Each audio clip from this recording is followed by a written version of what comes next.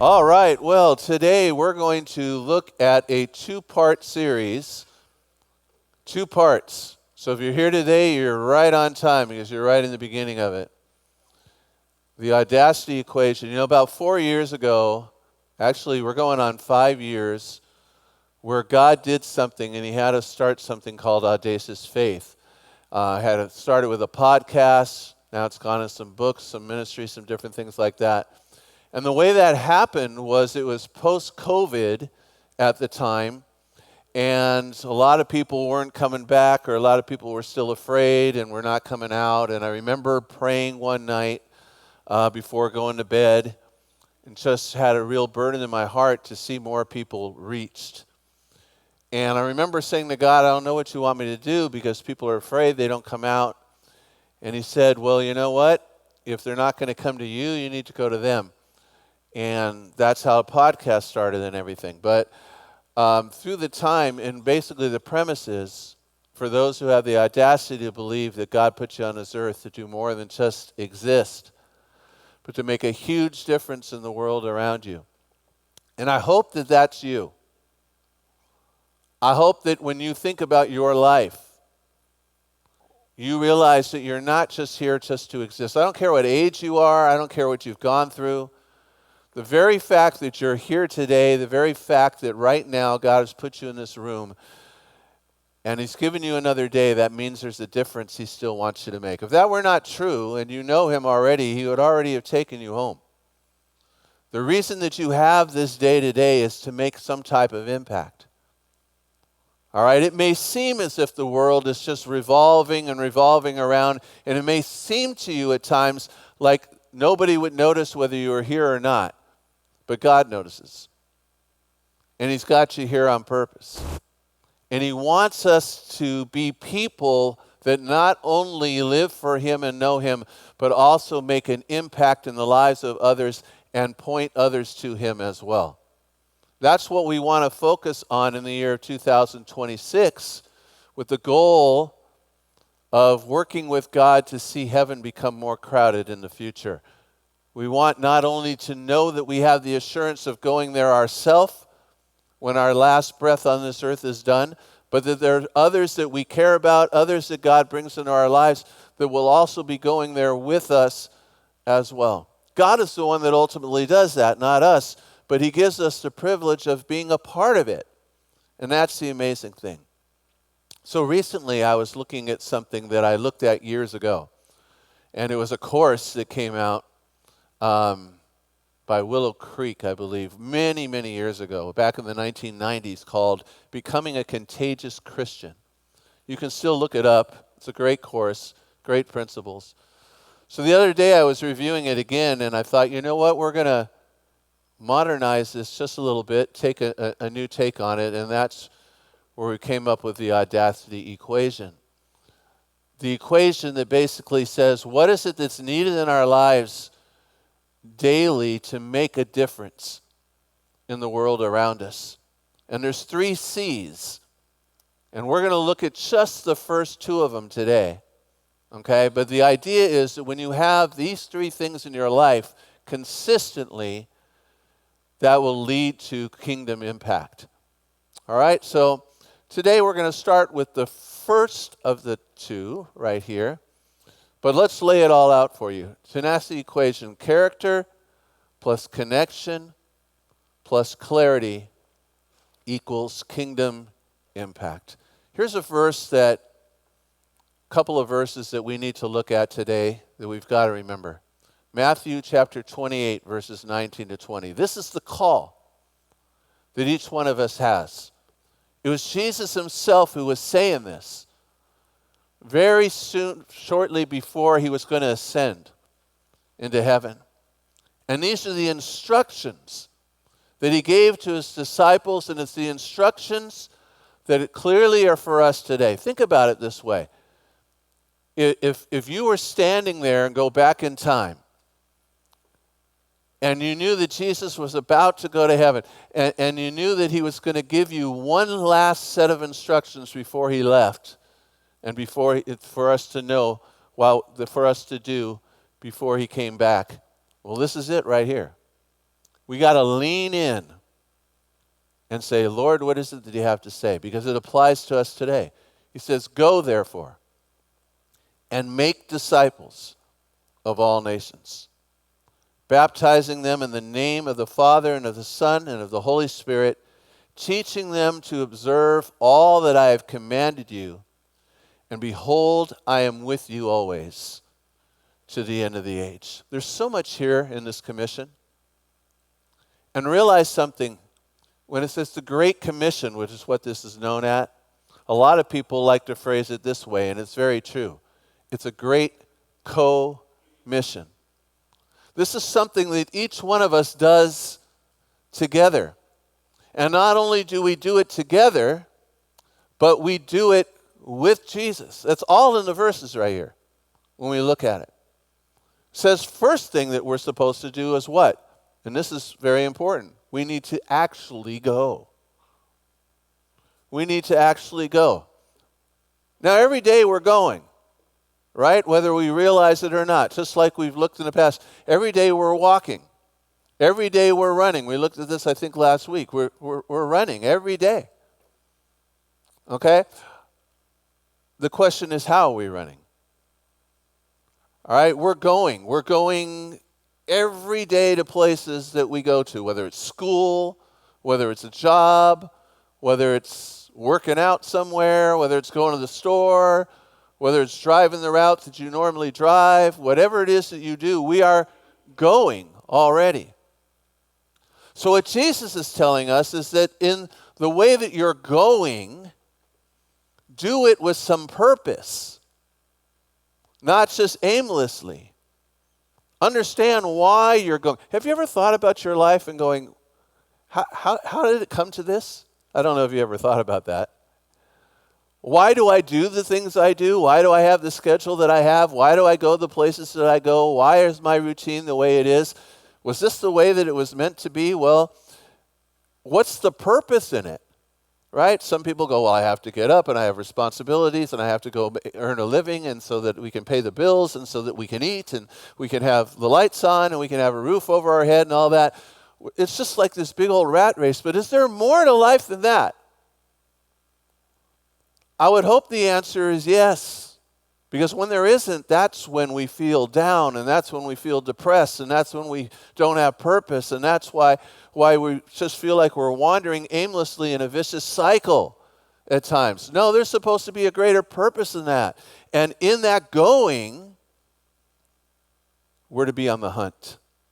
I know this sounds just really weird, but we're supposed to be looking to share with others what God has already revealed in our life. If you have the joy of the Lord in your life, then this is your opportunity everywhere you go to hopefully instill that joy into somebody else who needs it. I don't know if you've noticed lately, but there's a real lack of joy in many people's lives today. There's a lot of hurt in a lot of people's lives today. You don't have to look far to find it. We know this because many of us have experienced hurt in our own lives as well, so we know this very well. And that hurt that you've experienced in your life also makes you very qualified to not only empathize with others, but to understand what they're going through and to be a person for them as well. Okay? As we've said before, and hopefully you've taken this down, hurt that you've gone through, disappointment that you've gone through does not disqualify you at all. If anything, it qualifies you. It qualifies you to be that light and that love of God for somebody else in life because you understand. You understand what they've gone through because you've been there yourself. And now hopefully the Lord is working in your life and now you have the opportunity not just to have that for yourself, but to want that and to share that with other people. So in a way, we should always be recruiting. I know this sounds crazy, but we should always be looking. I'm going to heaven one day. Hopefully you have that assurance today. If you don't, today's the day to get it. Because God offers that free gift to you. The only thing that would be preventing you from having it is your refusal to have faith and to accept that gift. That's the only thing. Whatever sin you've committed, whatever mistakes you've made, Jesus nailed it all on the cross and shed his blood to pay the price for all of it. So the only thing that would be preventing you from being in a relationship with him is your own lack of faith and your unwillingness to receive the gift that he's giving. So hopefully you have that. If not, today's the day to let go and receive that gift from him like he wants you to. And then if you do have it, wow, who else needs it? Who else needs it? I remember during COVID, I had this weird thought. We went out during COVID. Everybody was isolated in the house for a while, right? In fact, I had my kids calling up going, "Dad, don't leave the house." "Why? I'm fine." "Don't leave the house. Don't want you to get sick." So we went out and we would have to get some exercise. And so we'd go out and we were taking a walk as a family around the neighborhood. And I remember walking through the Home Depot parking lot off of Pointe Avenue. And you're walking through the parking lot and there's other people. It's like the walking zombies all walking through the parking lot, right? And there's people coming this way and you'd start moving over a little bit further because everywhere we were looking, we're like, is it them? Is it them? Are they the ones that are sick? Is that the one that's going to infect? Is it, you had that feeling? Is it you? And everyone would just kind of stay away from each other. Well, let's turn that around. Let's turn that around now. And when you should start looking at people, but not that way. And as you're passing people in your everyday life, as you're walking through, you should be going, God, is that the one? Is it them? Is that the person that you want my life to make an impact on? Is that the person that needs my help? Is that the person that needs to know about you? Is it them? Is it that neighbor at the next door over? Is it that coworker in the cubicle over here or in that classroom over here? Who is it? Is it them? Those are the questions that we should be asking. To baptize them in the name of the Father and the Son and the Holy Spirit. We saw baptisms last week, right? That's what we were doing. Teaching them to observe all that I've commanded you. Why? Is God a control freak? No. It's because his plan works. See, the reason there's pain and there's hurt and there's heartache and there's sorrow and everything in the world is when we get away from that plan. His plan works. And life works when we're with it. So we want to not only know it ourselves, but then teach others his ways. And he says, look, you're not doing this alone. Behold, I am with you always, even unto the end of the age. So Jesus gave us this great commission. That's what he did. So now let's start looking at the aspects that we need to have. And the first one that we're going to look at today is character. Character. You know, it's been said so many times. I cannot hear what you say because I see what you do. I cannot hear what you say because I see what you do. And the noise of what you do is louder than what you say. Think about that. It's true for all of us in a good way or a negative way. Either way. Talk really is cheap. Any of us can say anything. But who are we really? Because actions do speak louder than words. They really do. It's one thing to say I care about you. It's another thing for you to see it. And for it to be genuine. And it's the same thing in all of us. So we need strong character. Strong character. And we don't want just a little bit of Jesus in our life. We need a lot of Jesus in our life. How many of you like to drink milk? All right, just a few of you. So there was a debate many years ago I was having with a friend of mine about which milk to drink. There's whole milk. There's 1%, 2%. Yeah, 1% non-fat. All right, it's like 2%. What is it? 2% milk? What is it? And, it's like, and all this. And so the person said to me, and I'm going to be a little bit crude here, so I'm just repeating their words, okay? It's nothing bad here. But she didn't like the non-fat milk. She goes, that's like diluted cow pee. That's what she would call it. The non-fat. And I said, diluted cow pee? So you're saying you like, instead of diluted cow pee, you like whole cow pee. That's what you're saying, right? So this was the debate that we would have back and forth. But my thought is, you got to think about it when it comes to your life now. Are you really full of the character of Christ, or is it pretty diluted? Which one's better when it comes to this? So how do we get our walk to be strong enough that people don't just say that's just somebody that's all talk, but it's really true in their life? That's the thing that really grabbed my attention when I first went to church as a young person many years ago when I was invited. It was, don't necessarily tell me what you believe. What got my attention was the fact that I could tell that the people that said they believed it actually believed it. I could see it in their life. I could see something different in their life that I didn't have. And it was real. And that's what grabbed my attention. So let's look at some verses. John 15, verse 5. Hopefully you can read that. If not, look it up. I'll read it to you. I am the vine. This is Jesus talking. He says, I am the vine, and you are the branches. Whoever abides in me and I in him, he it is that bears much fruit. Now, what does that mean? That's the real question. All right? So in any vine, there's branches, right? So if you're out there, thank you for making that bigger.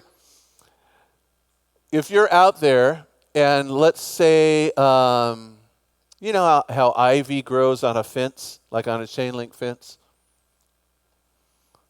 And that's like a vine, and there's all these branches. When I was growing up in my backyard, coming over the neighbor's wall that we neighbored with, there it wasn't ours, but it was theirs, and it grew over, and it was actually a grapevine, which was kind of cool. Except the grapes were usually, it wasn't fully developed, so they were usually too small. So they just kind of teased you, you know, you kind of looked at them, but if you went to actually eat them, they were kind of bitter. If we would have stayed there long enough, they were getting a little better every year. It got to the point where we could actually have a little bit of them. But the thing was that every once in a while, my dad would go out there and say, this thing is overgrown. I don't like the way that it is. And so he'd cut the branches off of the vine. And there was one time when he didn't finish the job. He cut them, and they kind of fell to the ground, and then he got interrupted, and he didn't get back out there for several days. And so the branches were still there, but they were no longer connected to the vine. And at first, you didn't really notice a difference. You know, after a day or two, but after about 3-4 days, because he hadn't got back out there, he was working, those branches started to die. And they started to shrivel up because they were no longer connected to the very source of life that they needed, which was the vine itself. That's what happens to us. The more connected we are to the vine, Jesus is the vine, the more connected we are to him, the healthier and the more fruit we actually produce. But you separate from him and we produce nothing. Absolutely nothing. So we've got to understand in our life that if we want our character to speak louder than just our repeated words, then the best way to do that is we need to be walking stronger and closer and more connected than ever to the vine himself, which is Jesus. We need to be in his word. We need to be reading it. We need to be looking to follow him. We need to be worshiping. I mean, what are you listening to in your car? Are you listening about the things of God, or are you listening about, what someone did last night that they shouldn't have done? I mean, what are you listening to? There's a big difference, right? So as we're doing that and what we're putting into our head, and as we're walking with him each and every day, we've got, Jesus reminds us this. He goes, whoever abides in me and I in him, he it is that bears much fruit. Well, what is that? That's changed lives. That's results. That's impact. That's having a huge impact in the world around you, like we talked about in the beginning. He says, who's connected to me, the more you're connected to me, the more that impact's going to happen. Not just a little bit of fruit, much. Think about this. You plant, anyone ever tried planting like an avocado tree from a single avocado pit? Wow, you got to have some patience with that, don't you?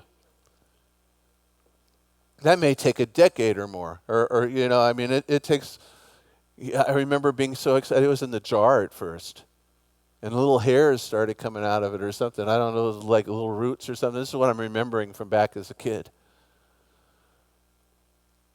And then we got that little twig thing out there after a few years, right in the middle of our backyard. We had these hopes of one day this tree being absolutely huge and having a ton of avocados. That lasted until we decided to put one of those above ground pools there, and we had to move the tree, and it killed the thing right off after 8-10 years of messing with this thing. But I get really jealous of those who, not jealous because I shouldn't be jealous, but for instance, Frank and Mercy, you have an avocado tree, right, don't you? They have some great avocados when those things come. Actually, I shouldn't have told you that because there's only so many to go around, and I like when they give me some. Forget I said that, all right? But what's so cool is I realize it's like that tree that they have, I don't know, did you guys see it when it was first put in, or it was already there? You planted it. Okay, so how long ago did you plant that? Do you remember approximately? About 25 years ago, okay? And so it didn't produce those wonderful, fantastic ton of avocados 25 years ago.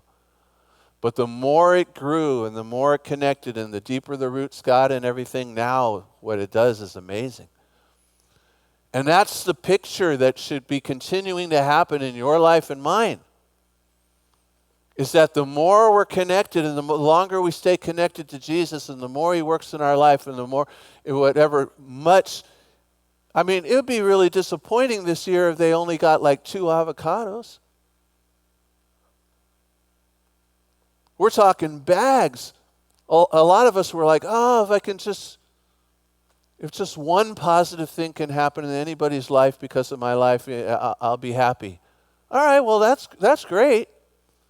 But how about more? How about more? It says here, whoever abides in me and I in him, he it is that bears much fruit. Quit holding the standard so low. These are the words of Jesus. They're not mine. They're not yours. Titus 2, verse 7 and 8. Show yourself in all respects to be a model of good works. Some of you haven't thought of yourselves as a model, huh? Think about it. Chuck, I can imagine, Chuck, you got a good walk down the runway, Chuck? You get Chuck up here this morning. Okay, when people go down the runway, everyone's looking at them, right? Okay? Some people have, thought about this in the past. What if I was a model going down the runway and they start strutting down the, modeling some outfit or something like that? Something you do not want to see me do. But let's, let's say that. When the model, that's the idea. The model comes down the runway and everyone turns and sees their every step. Well, we're supposed to, in all respects, be a model of good works. And in your teaching, show integrity, dignity, and sound speech that cannot be condemned. So in other words, the way that we're acting, the way that we live, the way that Christ lives in us, yes, that's for full display. Whether you like it or not.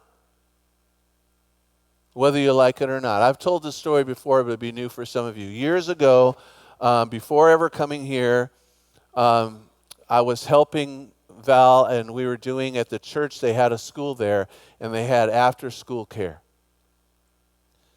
And there was this little bratty kid, really bratty kid.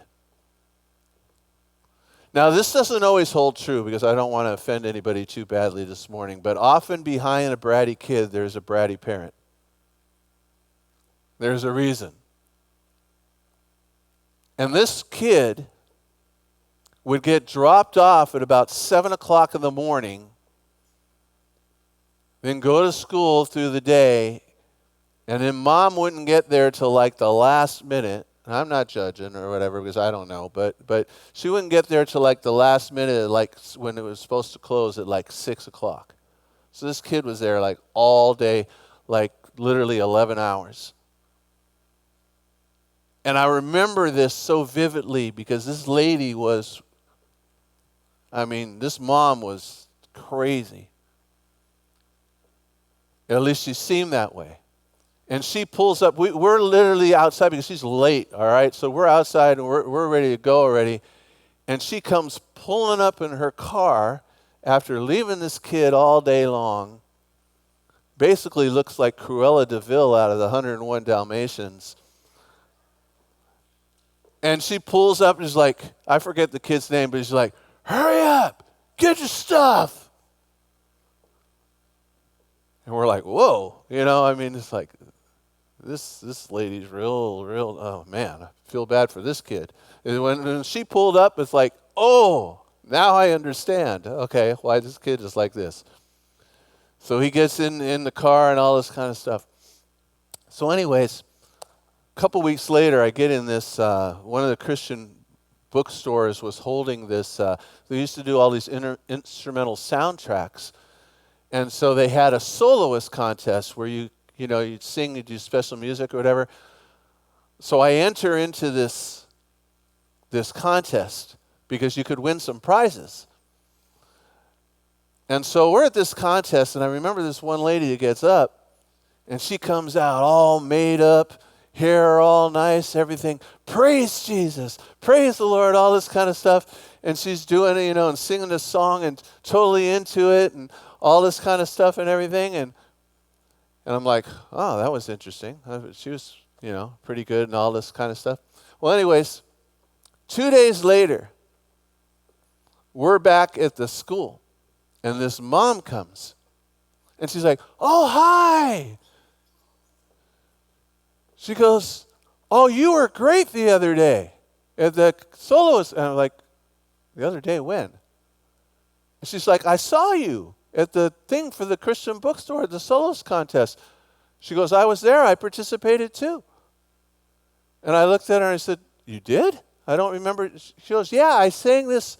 It was the same lady. I didn't even recognize her. Never forgot that. And I was like, you got to be kidding me. I was much more judgmental back then than I am now. But I was just kind of looking, going, whoa, okay, what a difference. What a contrast. What do people see when they see you and me? We've got to be asking ourselves that, because we are to be a model of good works, not just when you get made up to be the model, not just when you decide, okay, I'm on the runway today. It's Sunday, so I'm on the runway. It's a ladies' activity, time for me to get made up and go on the runway. It's Men on Fire activity, okay, time for me to put on my Men on Fire outfit. No, it's 24/7. 365. You see, character is who you are when you think nobody's watching. But people are always watching. Okay, if somebody follows you around, not here, but they follow you around all week, do they see what they see today? That's the question. So if we're going to start making a difference in people's lives, then we've got to be the real deal. Because that's what they'll notice more than anything that we ever say. So this is the first part to making an impact. Character. We look at these verses today and we have to think to ourselves, okay, God, help me in these areas. Help me in these areas. If I'm doing well in these areas, great. Let's do even better. Let me get even closer to you. If I'm struggling in these areas, how do I improve? The best way to improve, spend more time with Jesus. Spend more time with the Lord. The more you're around Him, the more you'll become like Him. Plain and simple. We all imitate, don't we? We all do from the beginning. Think about it. How do your surroundings and the people you hang out with change the way that you are? Very quickly. Very quickly. You start hanging, let's say you're doing well right now, you start hanging around with people that really just a totally different in attitude. It's not long. It's not long before they affect you more than you affect them. You've seen this, right? Your language all of a sudden changes. You start saying stuff you haven't said in years, and now it's slipping out. Your attitude starts changing really quick. You got to ask yourself, who's affecting who more?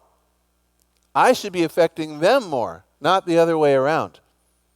And so character, the more time we spend with Jesus, the more we become like Him.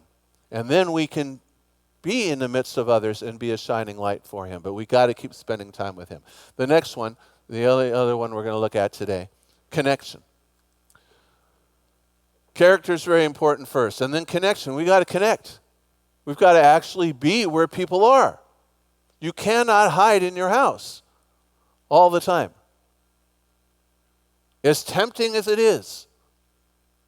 If you're saying, well, I don't know anybody, well, then go find people. Well, how do you do that? In everyday life and activities. See, I've mentioned this before. We have this problem. We think that impacting people is a scheduled event. You know, let me go out and we're going to spend a Saturday morning and we're going to go out in the neighborhood and we're going to knock on doors. Now, nothing wrong with that. It's great to do that. Go knock on doors, say a friendly hi and say, hey, we're over here as a church. You're welcome to come.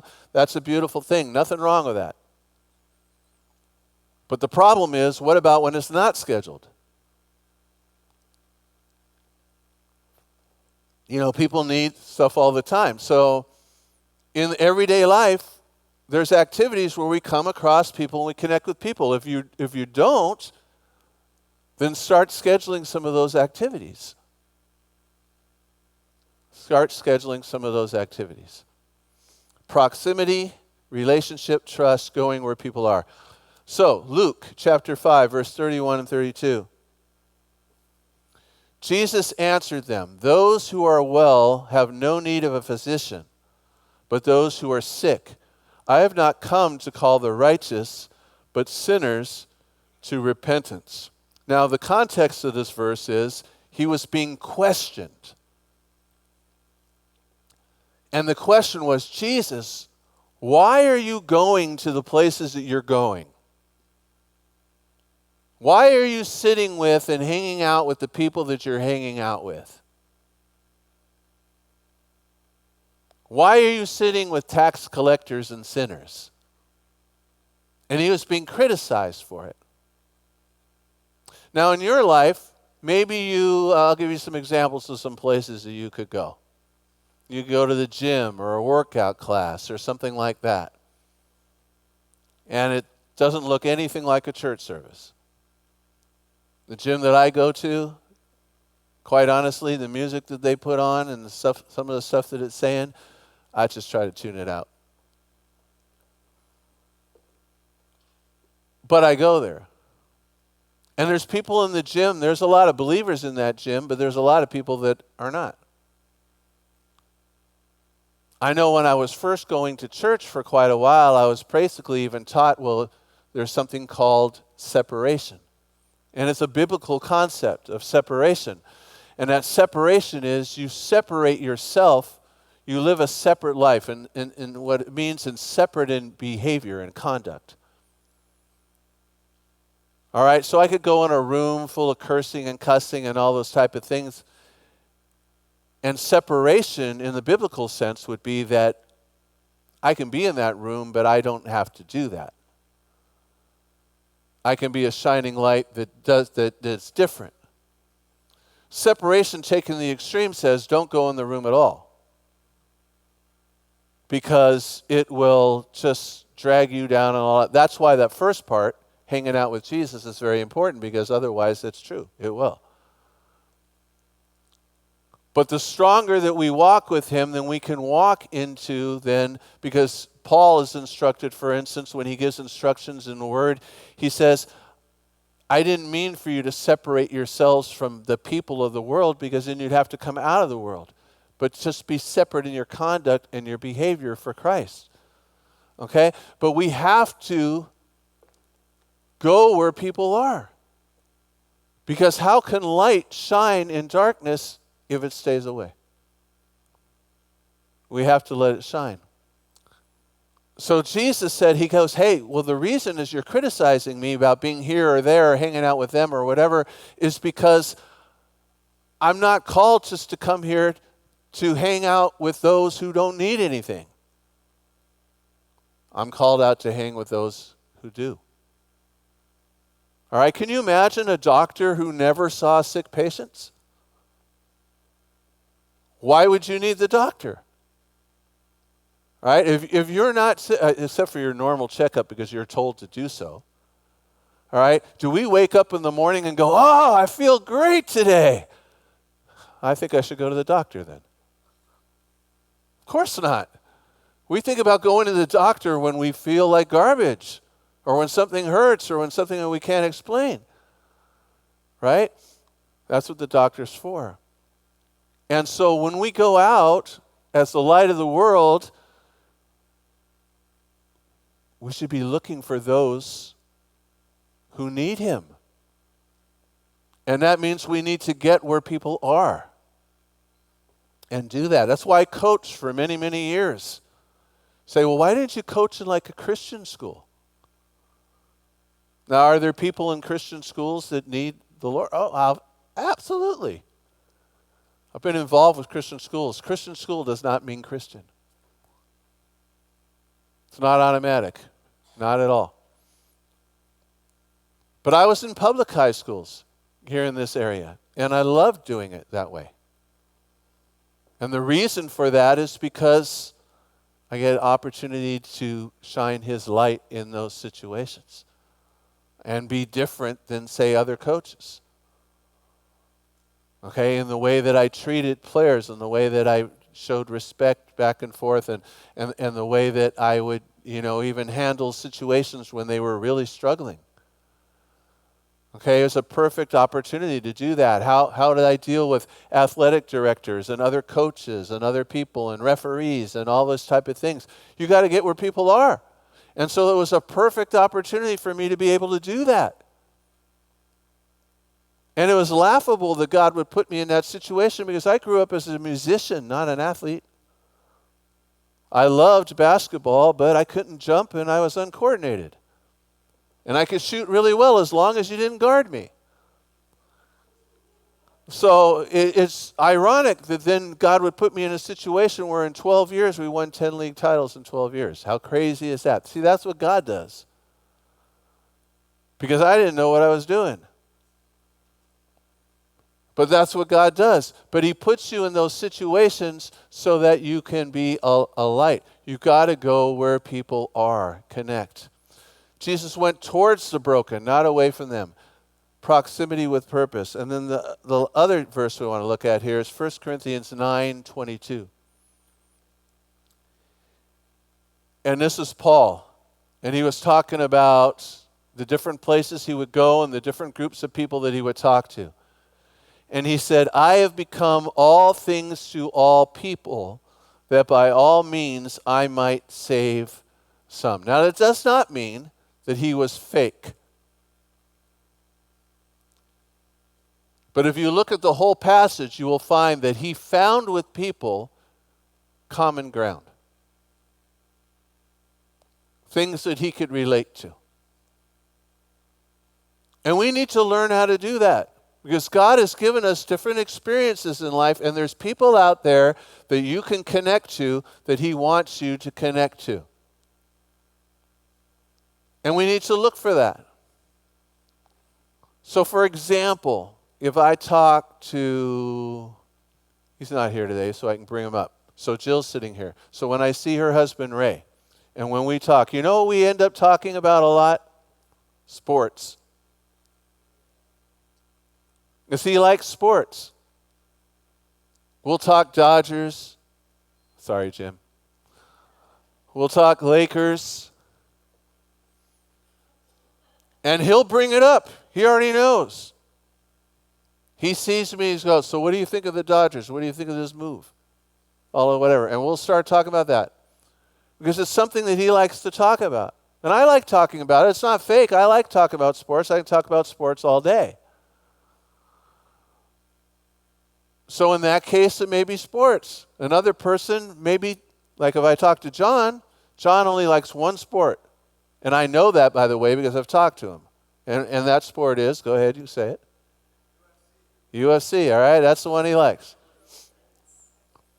He likes seeing the people go out and try to kill you in Jesus' name, right?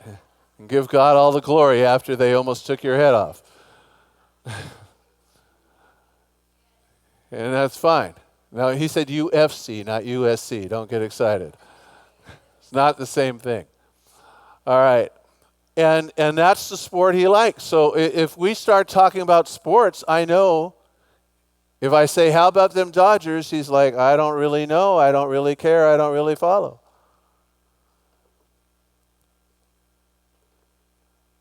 All right. But if you're talking to Debbie, for example, that's a different story. I mean, her Instagram handle is Blue Crew Girl. So what does that tell you?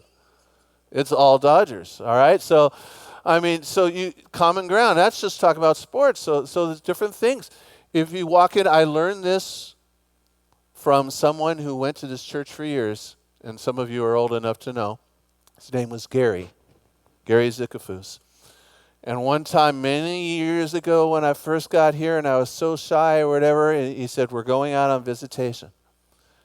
And I think, Abe, you were probably with me that night. And we went through the streets of El Monte here in his nice, bright, white Cadillac. And we were driving down the street and pulled over and went into this very small home where people were basically pretty much all living in a one-bedroom apartment, and there were beds in the living room and all this kind of stuff. And we go walking in here with Gary, and Gary now is, I mean, he came from very humble roots, but at this particular point, he's very accomplished, very successful. You know, he had sold cars, he had car lots, he was doing properties, he was doing all this stuff. And I'm walking in, and in my head, I'm thinking, ooh, this is not going to be good. This is like people coming from two completely different worlds right here. And I kid you not, we went into that room that night, and what I saw just literally revolutionized my life. Because the people looked really a little bit uncomfortable when we first went in there, but it didn't take long before Gary just had them talking about everything. And it was like they were just close, like they'd known each other for years. It was the greatest time.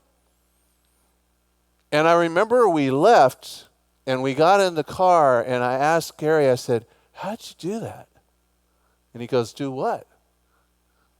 And I said, you just made them feel so comfortable, like you'd known them for the longest time. And he goes, oh, that's easy. He goes, let's just find common ground. He goes, I walk in the room and I take a look around and I look at the pictures, and you can tell by the pictures that somebody has what somebody cares about. And I saw pictures of their kids. And so all I did was I became genuinely interested in their kids. And they loved to talk about their kids. And that's what it was. You see, we find connection with people. What matters to them? And if they matter to you, then you'll take an interest in what matters to them. But do we genuinely care about people enough to do that? That's the question. See, it's not just let me check things off a list. Oh, go make disciples. Go talk to people. You got to train them. So go do this and then get a notch in the belt. People know that. That's insincere. That's not real. That changes nothing. But if you learn to love people like God loves people, then not only will that change your life, but it will automatically change the lives of people around you, because you're not just trying to close a deal. You actually care. And that's what changes lives. That's what changed mine. That's what's changed many of yours. And that's how God wants to take your life and have it make a difference in the lives of others. So we're going to finish the rest of this next week. But I want you to really prayerfully consider these two things that we've looked at today. Your character. How can it become, all right, I don't want to be like non-fat milk. How can I become like the whole thing?